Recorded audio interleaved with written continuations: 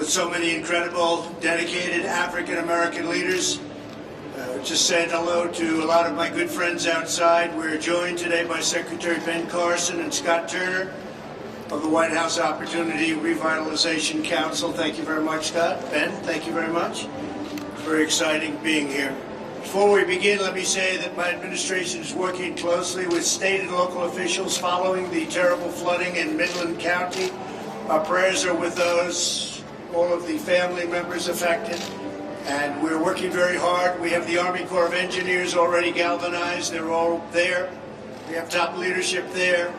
The dam breaks were very bad, very severe. They were old, and perhaps there was a mistake made somewhere along the line, but it's a lot of water coming in, and there's nobody better to handle. There's nobody anywhere in the world better to handle the situation than the Army Corps of Engineers. So we have them at the top.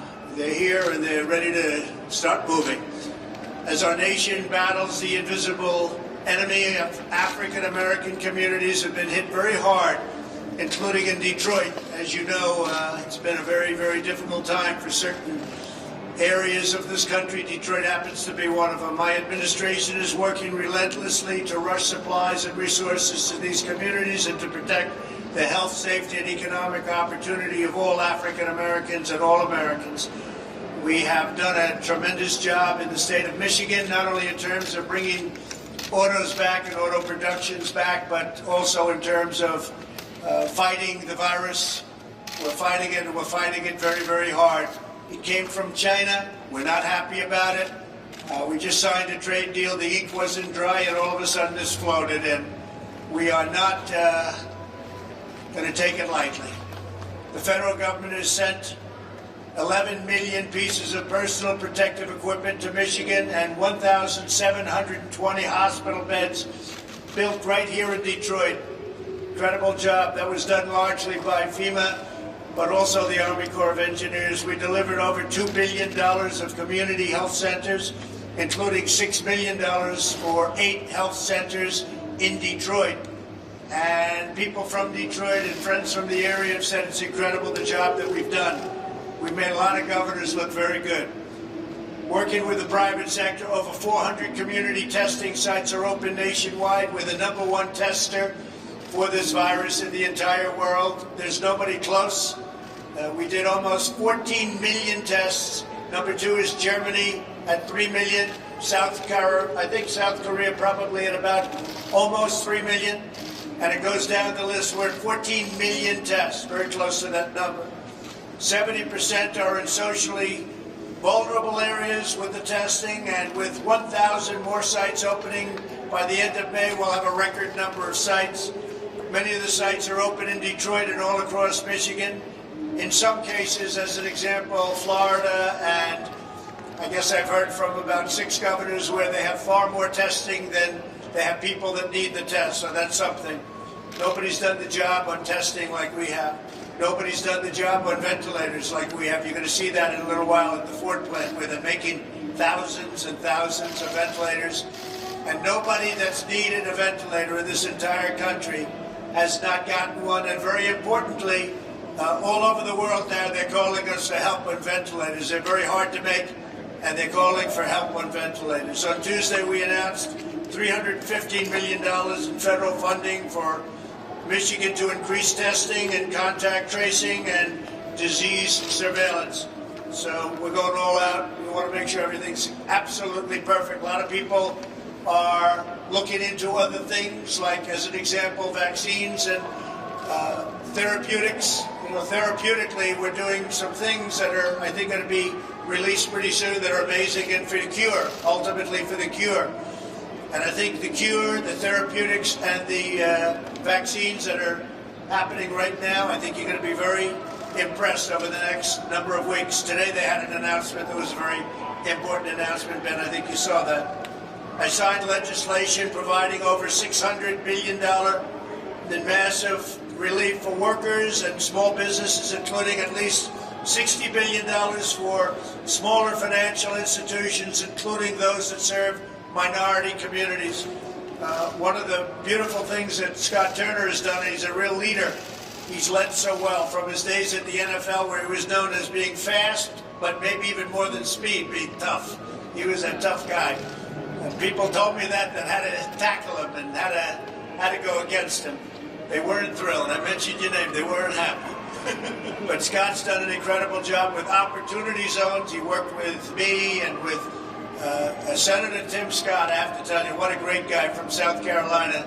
He had an idea, and it was an idea that we took and we made it work. And I want to thank you for the great job you're doing, Scott. Before the virus, African-American unemployment reached its lowest level in history, and African-American poverty reached its lowest level in history.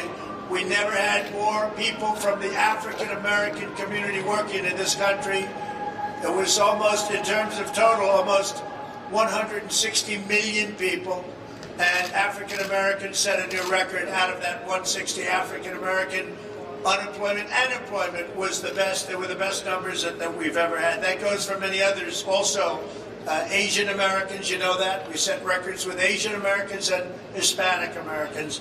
And then we had the plague flow in from China, and now we're doing it again. And you're going to see some incredible numbers starting in June, July. You're going to see some incredible numbers because it's coming back, and it's coming back fast. I spoke to CDC today about churches. We've got to get our churches open. We've got to get our country open. These governors have to start doing what they're supposed to be doing. Together we passed also criminal justice reform, which is a big deal, and that's something that could not be passed without us. And I will tell you, I have a very good friend of mine. And when you come in from Cleveland, yeah. Well, to be here, I'm very impressed with you. My buddy is here. Thank you. Well, your buddy is here. I'll tell you that. My president. But we did pass criminal justice reform. You were one of my advisors. Yes, sir. And Prison reform as well. Prison reform, a lot of things that nobody else would have done, and nobody else could have done. And the Democrats, I don't even know if they tried, but if they did, they couldn't get it done. So we got it done. Thank you very much. We delivered record funding for HBCUs and made the funding permanent. So every year, I would have people come from the black colleges, small, large, all sizes, and they would come in colleges and universities, and they'd ask me for money. And after the third year, I said, what's going on over here? What's happening? Why do you keep coming every year? They needed it every single year. One man said to me, we feel like beggars. We keep coming to the White House every year. I said, why don't we make it permanent or make it long term? And I got it approved. So now your historically black colleges and universities, small and large, great schools, they have long-term funding. They don't have. The only thing is, I said, some of them became friends of mine, the leaders of these colleges. I said, I won't be seeing you anymore. So, and they didn't mind that actually, because now they can have a life of making their schools great and making their colleges great. But we did that, and I think most people don't even know about that. But every year, 3 years, I got to see the same people. And would come in, there'd be 36, 38, 40 in the Oval Office, would take a picture. I'd say, how come you keep coming back? And they said, because it's a year-to-year deal. I said, that's unbelievable for many years, year to year, so they have to come in and beg. He said, we feel like beggars. I said, not going to happen anymore. We got it done permanently. Pretty good, right? Will anybody write about it? No, that's okay. I think the people know. As long as the people know, Scott, you got to get the word out. My pastor has to get the word out. How are you? Nice to see you. We created nearly 9,000 opportunity zones, including 94 right here in Detroit. And we're opening and we're rebuilding and we're doing a job, and you can see the numbers start coming in. The projections came in yesterday. Larry Kudlow was telling me the projections are looking really good. So we built the greatest economy in the world, greatest economy in the history of the world, better than China by a lot.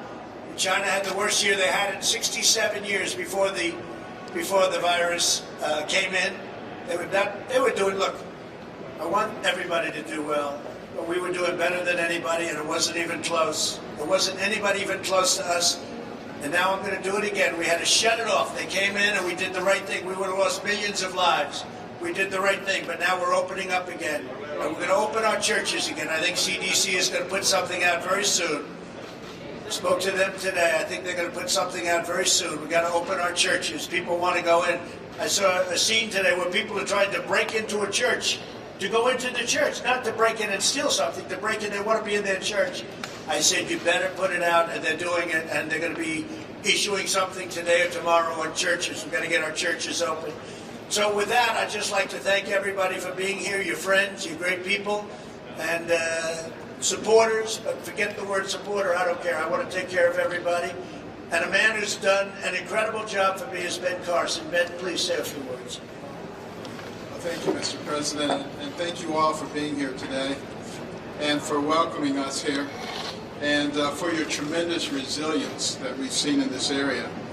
It's said that crisis reveals character, and the COVID-19 national emergency has revealed the indomitable spirit of the people of Michigan and the men and women of the automobile industry. As the Secretary of HUD, in conjunction with the President, have directed our department to do everything within our power to help the American workers and their families remain in their homes, prevent dislocation, and receive the critical services from the federal government. That includes allocating more than $12 billion under the CARES Act, which is, the CARES Act is the single biggest economic relief package in American history. And as a member of the White House Coronavirus Task Force, I've also had the privilege of working with some of our leaders, not only to respond to COVID-19, but to set America back on the path of reopening. And as we're seeing here at Ford today, the path to putting Americans back in business is already well underway. And we appreciate those efforts. As the President said, before this virus came along, we were humming along, making really records in terms of African American, Hispanic American, Asian American unemployment. Women, it's the best employment numbers in 71 years. This is really a historic period. And what we need to recognize is that the economic infrastructure that created that economic renaissance is still there. We have to make sure that it's not destroyed. And the way to do that, obviously, is to get people back to work again. That's why the emphasis is on that, while at the same time maintaining a strong emphasis on making sure that our people are healthy. And I think it's become part of the American DNA now. We've learned about sanitizing everything, including our hands, being careful about the kinds of things that we touch that are being touched by multiple people, social distancing, wearing masks when we can't social distance. You'll notice that at this table we are social distancing. And President Trump and this administration have organized the largest national mobilization since World War II, providing PPE, providing ventilators. Detroit, which was once the most prosperous city in the nation because of its industrial infrastructure, now is showing what it can do, and the other portions of Michigan, what it can do in the manufacturing arena. Real superstars. And we've also been renewing and expanding our focus on helping the communities that have been hit the hardest. 3.5 weeks ago, the President asked us in the Opportunity and Revitalization Committee to focus on those individuals who are underserved, who have been hit the hardest in our economy. And we're looking at it. We're looking at their physical health. We're also looking at their economic health. And we're looking at the things that really cause them to have more problems than the general population. Yes, there may be more hypertension, there may be more diabetes, there may be more obesity and asthma, but we also have to ask ourselves, why are there more of those things? And we have to address those issues. And that's why all the different agencies in the government have combined to put together a kind of program that will address these things on a sustainable basis. And we need to just remember that we have to bridge the gap, because we have a very strong economy. We just have to bridge the gap until we get beyond this coronavirus. As the President mentioned, there's tremendous progress being made in terms of therapeutics, in terms of vaccines. And if there is a second wave, and and it's not clear whether there will be. But if there is, believe me, we're going to be ready for it. But we're also going to be ready to recapture the spirit that created the most powerful and dynamic economy the world has ever known. It is just around the corner, and I believe that we're going to make it. And, we've learned that in times of plenty, the incredible blessings of the Lord are with us, and when times are not so good, we also know that this too will pass. We will learn from this, and we will be stronger than ever. Thank you very much, Ben. Appreciate it. A young man who has got a tremendous future. He's going to be a senator hopefully soon. He's representing a state that has already fallen in love with him. I saw him a few years ago. I watched him on television. I said, "Who is that guy?" And I found out his name was John James. And I said, he's going to be fantastic. And he ran a great race, and now he's running a race that's incredible. He loves the people. He wants to help the people. He's running for the United States Senate. Everybody knows that in this great state, Michigan. John, would you say a few words, please? Yes, Mr. President. And Mr. President, thank you for coming. Thank you. I'm tremendously honored to have the opportunity to speak on behalf of the state and communities who have extraordinary needs to the President of the United States of America. We're one of the hardest hit states for COVID, and now devastation has struck central Michigan, where more than 10,000 have been evacuated. Our hearts and minds and prayers are with them. Small businesses continue to need support. Our food banks have capacity needs, and shelters need funds, which is why we've repurposed our campaign funds in large part, giving back a nickel for every dollar we raise to help feed the hungry, to help clothe the naked, to help heal the sick and take care of our veterans. Recently, we've given $200,000 to a medical facility in Detroit, in-person testing Detroiters in the toughest hit area in the country, and working with my friend, Representative Whitsett, distributing hundreds of thousands of meals. I'm not going to steal her thunder. She's doing great work. At our logistics company, an automotive company headquartered in Detroit, we were able to help her there. We actually process and ship material made in this plant, sir, and we sell them abroad. We keep American jobs here by making people buy our American goods. We ship American goods, not American jobs. So I've said for a long time, sir, you don't need to go to Venezuela to see the effects of socialism. You can ride right down the highway in Detroit. And I recently penned an op-ed in the Michigan Chronicle about how 40% of Michigan COVID deaths were African Americans. And when you look at the 14% of us that's made up, it gets to Secretary Carson, Dr. Carson's comment about having a more sustainable path. Mr. President, I believe and agree with you that the 21st century prosperity agenda that focuses on economic security, health and wellness, and having leaders with personal stake in addressing generational poverty among blacks in Michigan and around the country is something that you agree with and you've set your mind to, because as we all know, both natural and man-made disasters always have a way of unmasking generations of disinvestment and exploitation of African Americans. I think that a great start is something that you've already done, Mr. President. This is the Motor City. This is the arsenal of democracy. And when called upon, Michigan Detroiters stood up because you called, the president called, the nation called, and Michigan stood up. I believe that you know us for cars and trucks. I think in the future you can know us for planes and rockets. Mr. President, you're moving jobs back from overseas. You're moving chip manufacturers to Arizona. You're bringing pharmaceutical manufacturers to Virginia. I think we have an opportunity to bring aerospace and rockets back to Michigan. You signed an order, Mr. President, Executive Order 13806, way back before this crisis came, assessing and strengthening the manufacturing and defense industrial base and supply chain resiliency of the United States. You know when you signed that, Mr. President? You signed that in July 2017.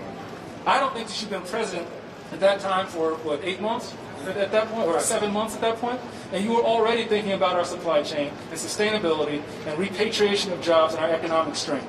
I want to thank you for that foresight, Mr. President. I think we can build on that by expanding the National Emergency Declaration to encompass the economic threat of our national security, our economic health.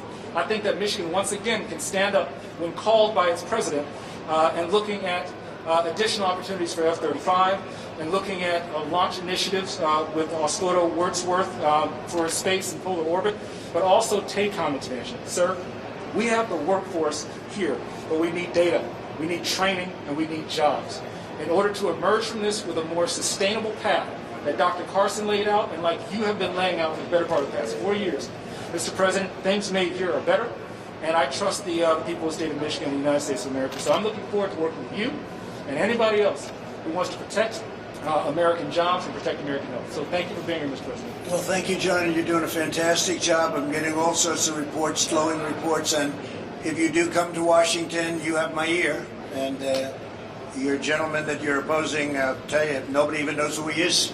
Nobody knows who he is. Nobody ever heard of him, and he's a senator. So go out and do the job, finish the job, and you're going to bring a lot of wealth back to this state because it deserves it. Okay? Thank you very much, John. Thank you, Mr. Really great job. I want to just call out J. Ron Smith. He's been here with me like from the beginning. We never call him out. He works so hard. I say, I want to call him out. He doesn't want to be. I don't know. He's not a shy man, but he's a very capable man, and you've been right from the beginning, and I want to thank you. If you'd like to say something, you can. He never wants to even bother, but this is one tough, smart cookie. Go ahead, J-Ron. Well, I'll say, first of all, Mr. President, thank you so much for your leadership.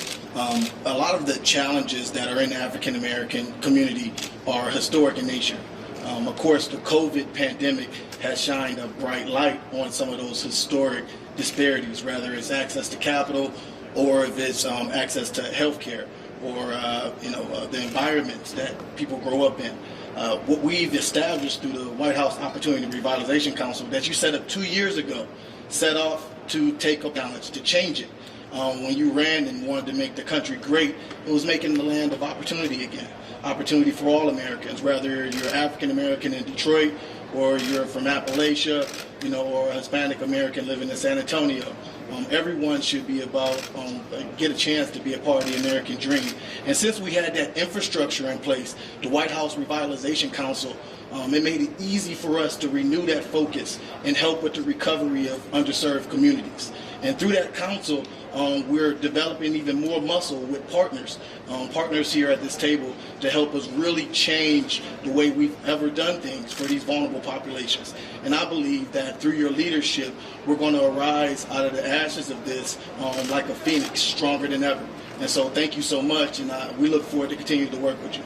Well, I just want to thank you for being an incredible talent in the White House and a friend of Jared and a friend of the administration. You've done a fantastic job. Thank you very much, Jerome. Appreciate it.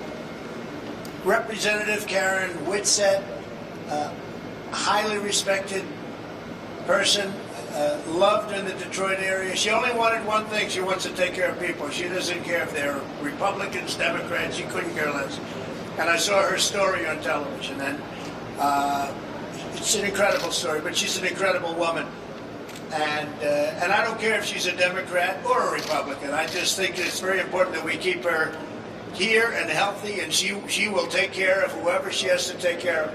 And it's an honor to see you, and I really appreciate it. If you'd like to say a couple of words, Karen, please. Well, thank you, Mr. President. It's just an honor and a pleasure to be here, and that you wanted to include me in this wonderful conversation.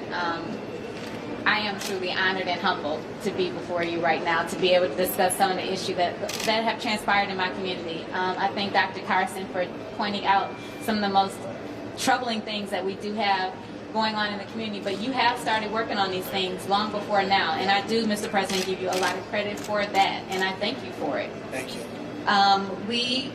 We as a community have been struggling, and as you know, our poverty level is extremely high in the area, and everyone is not meant to go to college. So one of the things I would like to point out is that training is a necessity and a need, as John has mentioned.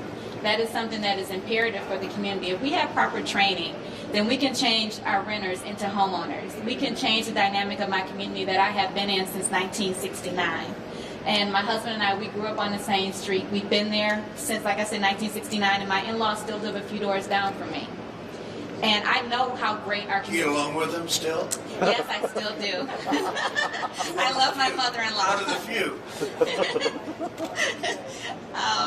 As I was saying, that it's imperative that I know that our community can change. I know it can go back to. I know how wonderful it was before, and I know what it can grow back into being. If we can turn renters into homeowners, if we can put the dollar back into the community, if we can change the lives of single mothers that are struggling to make ends meet, which we have been doing with, food distribution, but food distribution is not the end all. We don't want to stay where people are asking for things constantly. We want people to be able to stand on their own 2 feet and be resilient within their own community and take pride in that, as well as being able to, as you addressed about the historical black colleges. I would love to see a historical black college in the city of Detroit.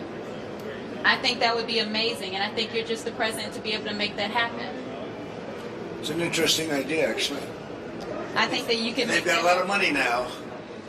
We're all set, so I don't know, maybe we can work something out. I think you can We'll make talk that about happen. that. I would love to talk about that. Also, funding for home repairs for our seniors. Our seniors are really struggling, and everyone does not have children. Everyone does not have a spouse, and they don't have family they can count on. So our seniors are suffering because they do not have money for repairs for their roofs, for ramps, and for their porches. And it's something extremely important to them, and to be able to maintain, as you know, to be able to maintain seniors in their homes is life-changing.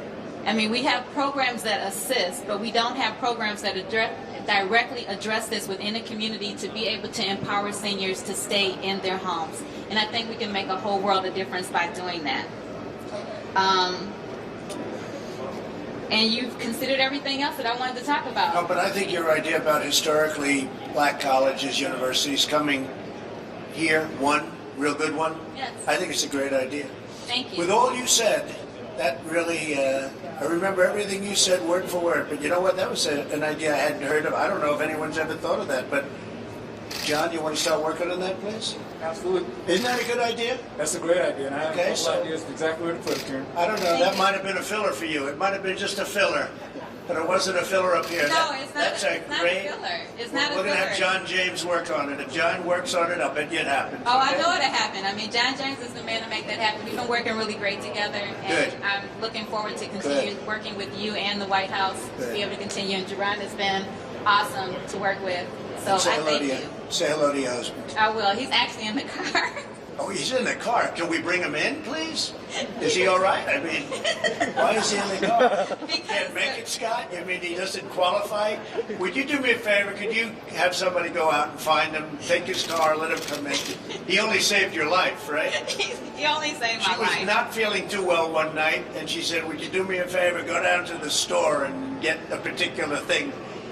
And that was a big evening. No, he does not deserve to be sitting in a car. Let's bring him in, okay? No, and I also took a note from you, and so I actually filed a lawsuit to the governor today as well. So I Okay, thought that good. you would like to know that. That sounds very good. You got my note, right? Yes, I do. Good. Thank you very much. Great job. Scott, could you say a few words, please? Outstanding guy. Yes, sir. Thank you, Mr. President. And I'm so humbled to be here with you, sir. And thank you for your leadership and really your heart for America and the heartbeat of America. And thank you all for being here, servant leaders at this table this afternoon. And so I'm honored to sit with you. You know, Detroit, as I wrote down, and, Secretary Carson having roots here, I wrote down, Detroit is the epitome of hard work and ingenuity and innovativeness. And I think that same spirit and resolve is still here in Detroit. And so I'm grateful to be here. And Jerron talked about the White House Opportunity and Revitalization Council and how the spirit of that council is economic development and also community development and social impact. To see those inside of the communities in which we serve to thrive and to benefit and for long-term sustainability. And I just want to encourage everyone here that our vision and our spirit is still the same. We are not unaware, we are not, oblivious to the severity of the COVID, but our mission remains. Our face is set like flint. We are steadfast and we're not going to be moved by this. The president has refocused and repurposed the council with a broader vision, and that's why we're here today to hear from you, to share with you, to create partnerships as Jerron talked about in coalitions. But Mr. President, we are in the right place at the right time. And I believe that Detroit can be a shining example through the recovery during the COVID and after the COVID, and that America could see. Americans want to go to work. We are working people, and small business drives America. And we're in a great place today, and to not just to take the tour, but to have a meeting, but a great example of what hard work can do in this country, and career and technical sense. Education is not a one-size-fits-all. represented, and some career and technical centers and HBCUs and you know, educating our young people for generations to come is so important to us, and that's why we're here. Because long after all of us are gone, what we talk about here today and beyond today will affect those that come behind us, and that's my heart for being here. So when those that come behind us will benefit from what we do today, and we are about outcomes in this administration and results for all Americans, because that's our team, the United States of America. So, Mr. President, thank you. Thank you very much. For bringing my really, it's just a great honor to serve. And thanks for doing a great job. Really doing a great job. So a man called me and he said, you got to open the churches. Got to open them. And he's somebody I respect a lot. And I watched him defending me a long time ago, long before I even did this. And he was so tough, he was so brutal. The last thing I thought he was a pastor. And then I found out he was a pastor. And he's a great pastor, and he's loved in his community. And I'd like to ask my friend, Pastor Darrell Scott, to say a few words. You are terrific. Thank you, Mr. President. Listen, we are attempting to navigate.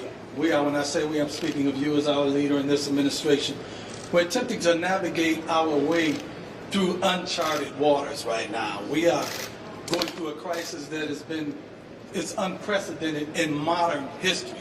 And so, you know, we're learning more about this challenge every day. Information is being updated every day, but information is also being outdated every day. Things we thought 3 months ago, we don't think today. So we're navigating our way through this, and we have to all be on one accord in this. I thank you, Mr. President, for your bold leadership. I really believe that the effects of this pandemic would have been much more severe if it had not been for measures that you enacted and that this administration has enacted in conjunction with the state governments to try to contain and curtail the spread as much as possible.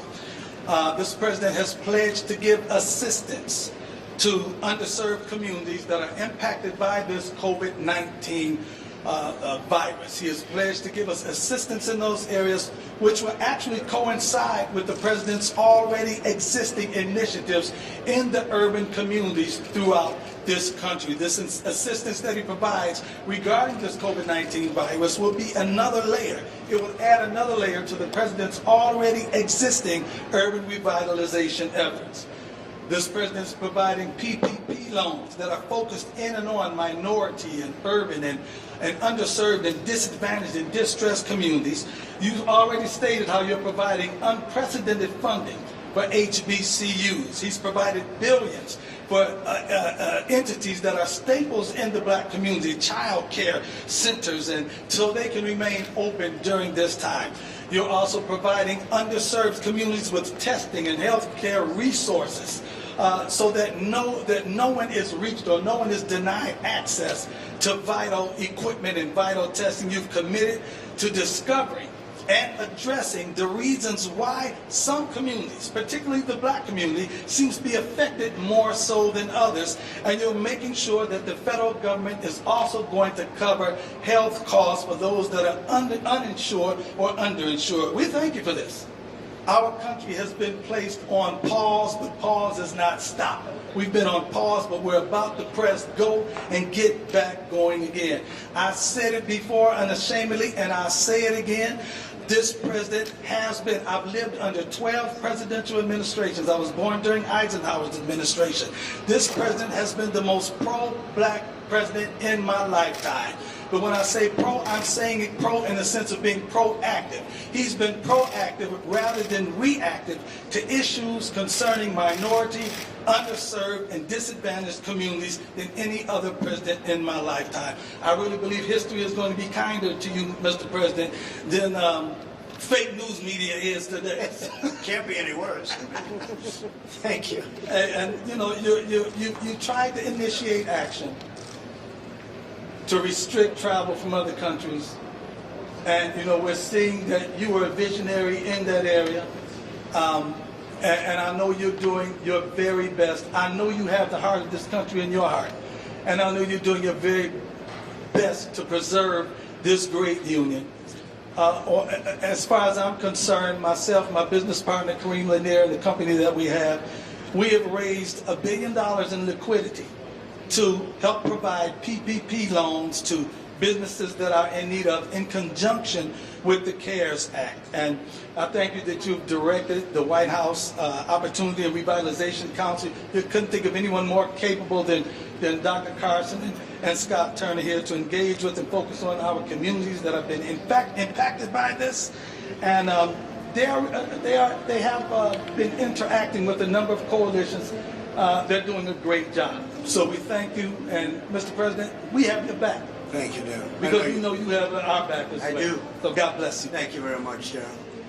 Now I'm going to be making a tour of the factory with the head of Ford and some other people, and I'd love you all to join me if you could. Would anyone like to say anything? Yes, please. Hi.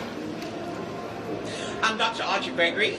I am a nurse, and I'm also the Chief Executive Officer of Detroit Medical Center. Yes. So when we talk about the impact of COVID-19, I lived it, I staffed it, and we went through it together. From the beginning of the pandemic, we've always had the focus of making sure that our patients were cared for and our staff were cared for. And so we began rapid testing and talking about partnership. We were able to do this with Wayne State University. And by the way, just as a note off my script, we do have medical students from Meharry at Detroit Medical Center, which is the HBCU. Very good. So we've done many things. We've partnered with the city, we've partnered with the state, and I think many of the steps we have taken has gotten us to the point where I'm proud to say that we're starting to see a decline in the state of Michigan. I will pause here, though, Mr. President, to say thank you. I am filled with pride and actually humbled by the fact that the President of the United States has taken time out of his day just to stop and listen to what I have to say. So thank you. Thank you very much. So where healthcare is concerned, since I am representing the healthcare organizations, we're now at the point, and Dr. Carson certainly alluded to some of the chronic underlying issues that the Black community faces. And so we're at the point now in our journey where we're encouraging people to return to hospitals, return to the emergency rooms, because we want to make sure that the chronic issues are addressed. I would be remiss if I did not pause to say thank you to the incredible frontline workers that have just given heart, soul, muscle, and sweat to make this a possibility even for us, not just at the Detroit Medical Center, but throughout our city. The strength and their commitment and their dedication has been humbling and also inspiring. And I believe with all my heart that they're the reason, along with all our community members who have taken on this fight, that we're winning this battle. So some of the highlights is the fact, and J-Ron and I have talked, we've certainly worked through strategies for the Black community, so thank you. One of the things, to his point, is that the pandemic has certainly just brought to light some of the disparities that have already existed. And I will say that I'm honored to be appointed to our state's coronavirus task force. And through that, the goal of the task force is really to address some of the inequities and figure out in the long run, what do we need to do differently. And so we need help to continue this fight, Mr. President. As you know, hospitals were significantly impacted. Our inability to do any kind of some of our scheduled work, that has certainly impacted us. So I do want to pause though and say thank you. We have received incredible support from your administration, and not just the formal things. And so I actually left a letter for you, signed by myself and the Michigan Hospital Association, just to not only thank you, but to ask to continue the work that you're already doing, which is relief efforts across the country for healthcare organization. And so we look forward to continue to work with you. But I want to add just my personal experience, both as a nurse, a mom, and a hospital administrator. I'm home, it was a weekend afternoon, and my phone rang, and I picked it up, and someone said, "This is Rear Admiral John P. You won't get my last name, but this is who I am. I'm calling on behalf of the administration. Dr. Gregory, what do you need? My job is to help you to get what you need."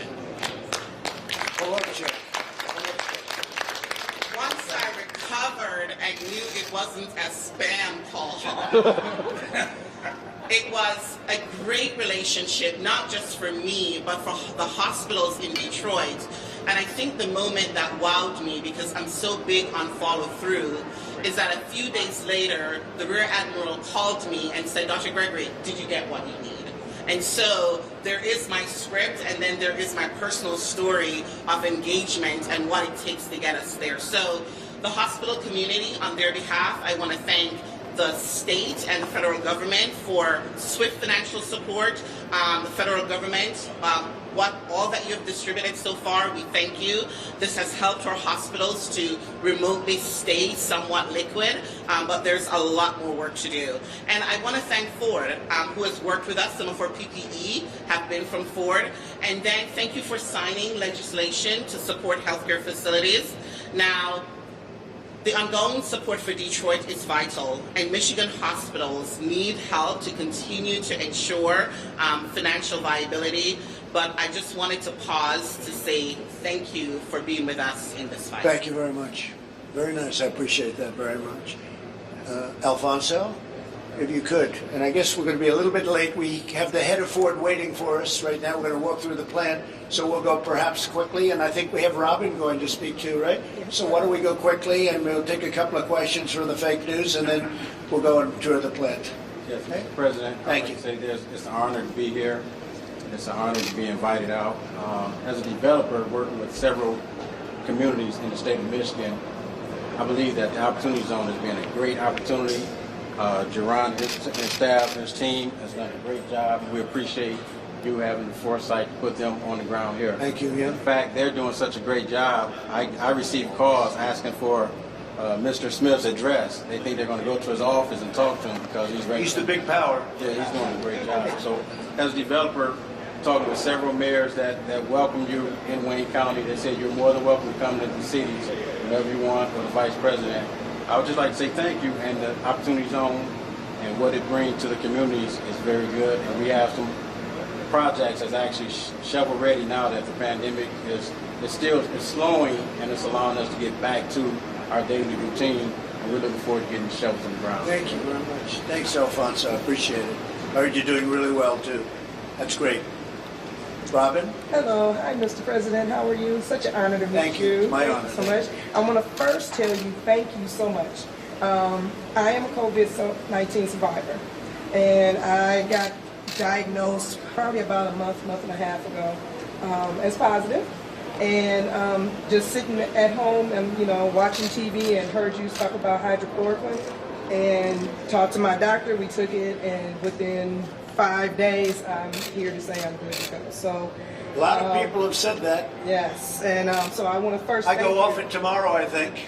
Oh, really? Took a while, but Yes. I was exposed to a couple of people, and I said, let's give it a shot. The doctor said he recommends it, but I looked at the story of Karen and many others, and I said, what do we have to lose? That's what I said.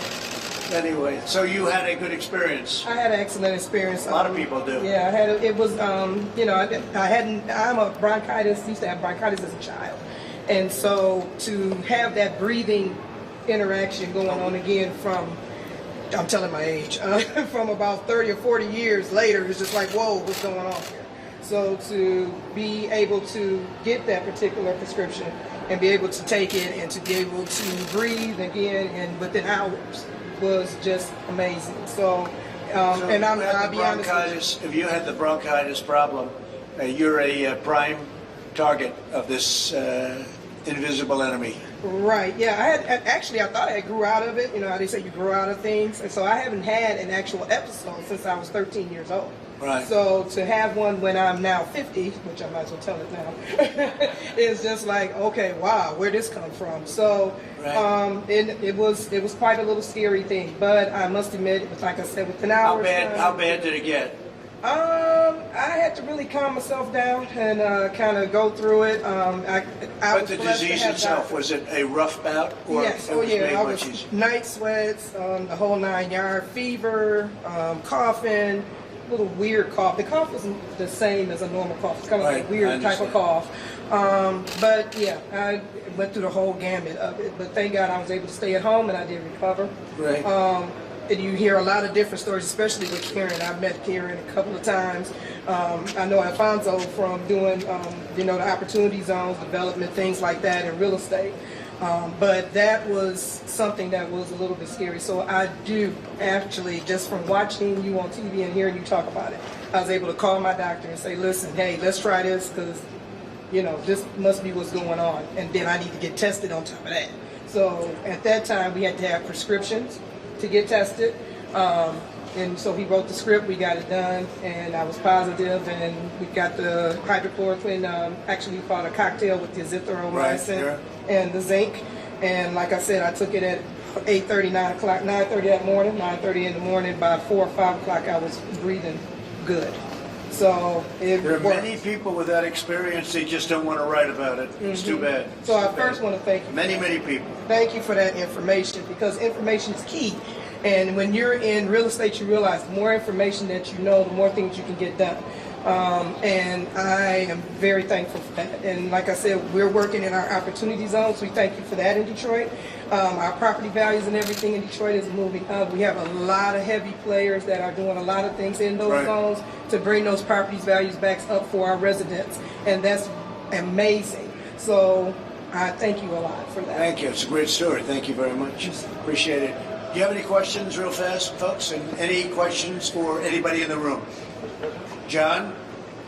Mr. President, I'll remove this. I had a negative test this morning, so it should be good. Good.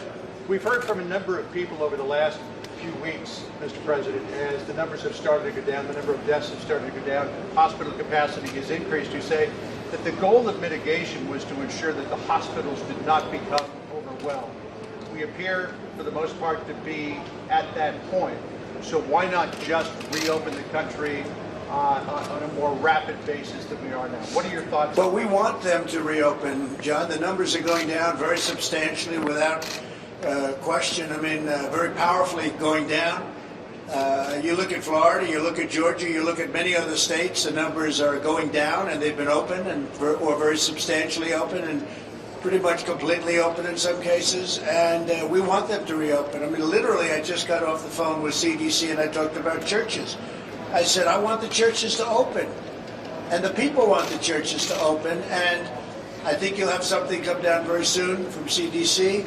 We want to get our churches back. It's our country's coming back. We did the right thing. I think you'd agree. I think we would have had, well over 1 million, could have been 1.5 million to 2.5 million people dead. So we did the right thing. It would have been a horrible. Can you imagine if you saw what we have now and multiply that times 15 or 20 times? So we did the right thing, but we now want to get going. And we also learned a lot about the disease during this time. Nobody knew. We learned about the tremendous contagion and the problems. We learned a lot of very important facts. But now it's time for our country to open again. And I think you'll start with churches. I think you'll start with some other states that have been very resistant. You have a lot of, unfortunately in this case, Democrat governors. I think they think it's good politics to keep it closed. But what are they doing? They're hurting themselves. I don't think it is good politics. They're hurting themselves. They're hurting their state. And it's not good. So I think you're going to see pretty much people are going to, I think they're being forced to open, frankly. The people want to get out. You'll break the country if you don't. And I think they look at it as a possible November question. It's not a November question. It happens to be very bad for them. So you're going to see that happening, I think, John. I think that your third quarter is going to be that transition quarter. We're almost there. It's going to be the transition quarter, and it's going to be really good. But the fourth quarter is going to be big, and next year is going to be a big year for this country. How close are we to, in your words, breaking the country unless we start the reopening process more quickly? Well, I think we're very close to opening up the rest. I think there's a lot of pressure put on certain governors that should be further along. They should be further along than they are, and they should not be doing what they're doing. So we'll see what happens, but the country's going to be in a very good place, And we have a lot of ammunition left. You know what that means. There's a lot of ammunition left in the country in terms of the Fed and the Treasury and all the people that are working on it. We have a lot of ammunition left, unlimited ammunition if we need it, but we won't need it. Mr. President, Thank you. Are you prioritizing the reopening of churches over other establishments? No. What But makes I think churches more churches, to important? me, they're so important in terms of the psyche of our country. Beyond, I mean, to me, they use the word essential. I think churches are essential. It's so important. People want to be in their churches. It's wonderful to sit home and watch something on a laptop, but it can never be the same as being in a church and being with your friends. And they want to have it opened, and I think that's going to be happening very shortly, very, very shortly. So that'll be put out maybe tomorrow, maybe today. Okay? Mr. President, you had said yesterday in a tweet that you might withdraw funding from Michigan. Later in the afternoon, you seemed to say that wasn't necessary. Is that threat still on the table, sir? I didn't say it wasn't necessary. I said that I might have to do that. Yeah, we're not going to go to voting by mail. Voting by mail is wrought with fraud and abuse, and people don't get their ballots that happen to be in a certain district, whether it's Republican or Democrat. Thousands of ballots are sent out, but they don't happen to get them, so people are calling, where's my ballot? They call it a panic. Where is it? Where is it? The election's coming. And all of a sudden the election comes, it goes, and they say, hey, I never got a ballot, but wow, that didn't affect. But it did affect because thousands of people that happens to, you go and you vote. And ideally you vote with voter ID. And then you really have an election. But this country, you know, you go out and you buy things and you have your picture on it. You want to vote. The most important thing you can do is vote. And they don't want to go voter ID. So ideally that would be the ideal. There are many places that have that. Many places don't. But no, we don't want to have vote by mail. We want people to vote. Now, if you're President of the United States and if you vote in Florida and you can't be there, you should be able to send in a ballot. If you're not well, you're feeling terrible, you're sick, you have a reasonable excuse, just a reasonable excuse, you should be able to vote by mail-in. You vote by mail-in. But when they send, in the case of Nevada, where they want to send out thousands and thousands of ballots, and then they're going to send them back. Who knows who signed the ballot? Is anybody standing there acknowledging, oh, that was Mr. Smith? That was Pastor Darrell Scott. That was Scott Turner. That was John James, the great John James, who better win. Because you would be missing something, Michigan, if you don't vote for this guy. But, you know, who are these people that are voting? They get it, it comes by mail, maybe it doesn't come. A lot of the problem is they're not shipped to certain areas. You know, if you have an old Democrat area, now I have to tell you, the abuse tended to be on a certain side rather than another side. We won't get into that. And frankly, the Republicans won a very big event on Tuesday where we have a man named Mike Garcia as a congressman in a Democrat area. It was not expected to happen, and he won by a lot of votes. You know about that, John. That was a big decision. That was an incredible victory. The first time in 22 years. 22. So something's happening. But that was a vote by mail. They mailed it in. And actually the Democrats saw they were losing, and all of a sudden they threw voter booths up in certain Democrat areas. I wouldn't say that was so good, right? But it didn't have much of an impact. So Mike Garcia won, and we won in Wisconsin. But we can't do that. To vote, to really vote, and without fraud, you have to go and you have to vote at the polling place. People have to check you in. Go ahead, John. So can you just clarify, sir, what federal funding you're considering removing from Michigan? Oh, I'm not going to discuss that. There are so many forms of funding, and we're not going to discuss that. What we want is we want good, straight, honest voting. Okay? Honest voting. And by the way, if that could be honest, which obviously it can't be, you get a ballot, you're sitting in your bedroom signing it. Who knows who's signing it? Who knows that it ever gets to your house? Who knows that they don't pirate? You know, they pirate these applications. They print new voting forms, and then they send them around. People sign them, or one person signs them with different pens and a different signature every time. It's obviously there's going to be fraud. We're not babies. There's tremendous fraud.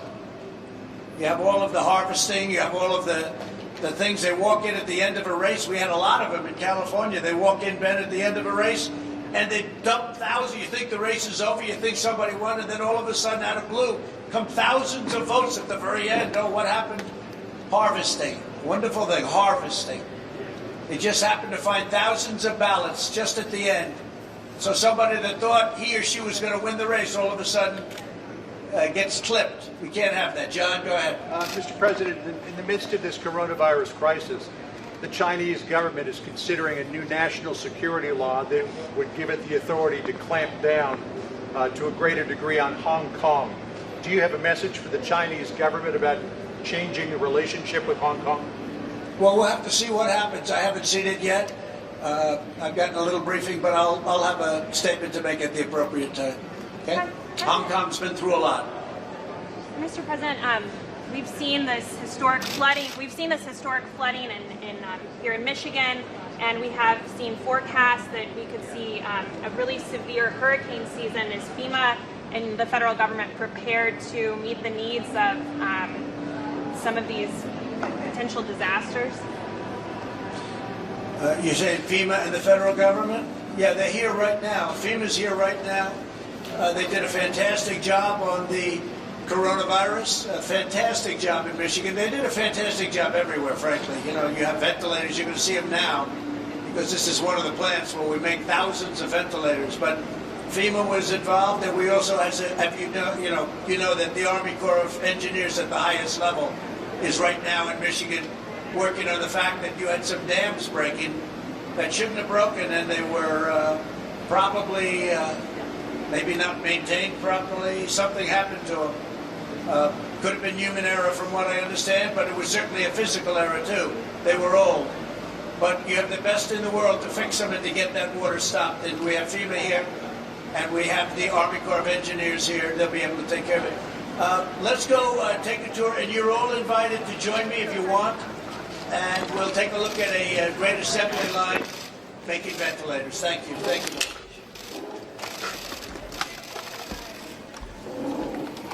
If you're just joining us,